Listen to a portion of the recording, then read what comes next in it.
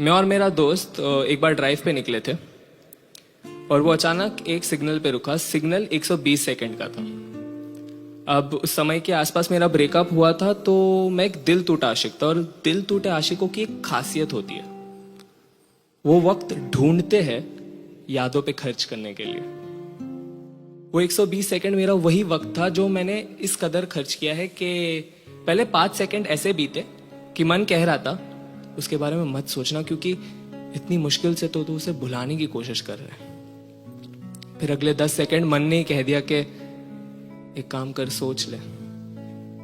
वो क्या था ना कि अंजाम ने दुख दिया है, वरना यादें तो प्यारी है। तो अगले 60 सेकंड बिल्कुल पूरे रिलेशनशिप का एक रिवाइंड थे कि कैसे हमारी मुलाकात हुई, बातें शुरू हुई। मैंने चिट्ठी लिखकर अपने प्यार का इजहार किया था, उसने इनकार कर दिया था।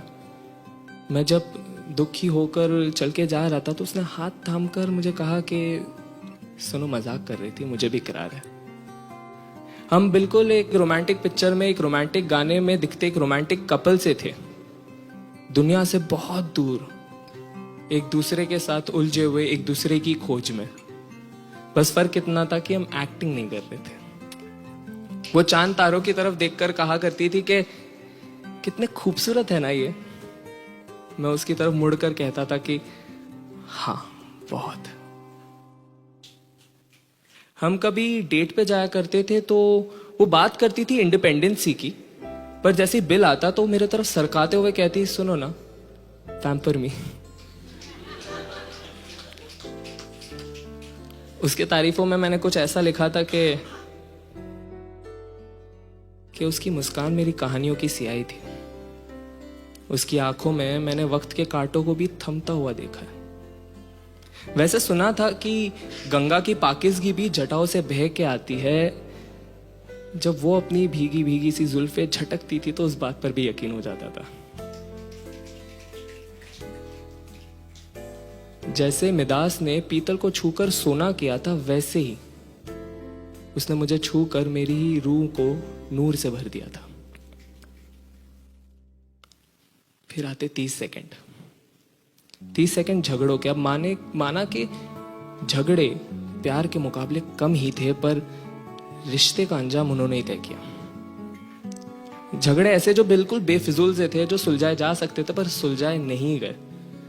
कभी उसकी आंखों में आंसू होते तो कभी मेरे आंखों में नमी, और हम हर रोज ये सोचते कि एक झगड़ा सुलझाना है और हम रात तक किसी और झगड़े में उलझ कर आ जाते। फिर आए 10 सेकंड।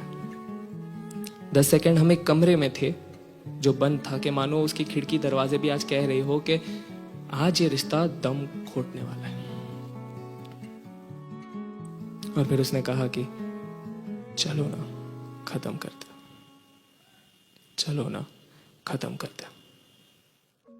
आखिरी के 5 सेकंड मानो पूरा कमरा मुझसे पूछ रहा हो कि अब तू तो कुछ बोल, इस कमरे की चुप्पी तो तोड़। पर दिमाग में एक आवाज सी चल रही थी, चलो ना, खत्म करते, चलो ना, खत्म करते। और वो वक्त बीत गया। अजीब होता है जुदाई का गम। उसे खोने के बाद भी उसे खोने का डर लिए घूमता हूं। वो सिग्नल जैसे ही ग्रीन हुआ, मेरा दोस्त बस गाड़ी भगाने ही वाला था कि मैंने उसे कहा कि रुक जा, 120 सेकंड की जरूरत है मुझे। जवाब देना बाकी रह गया था।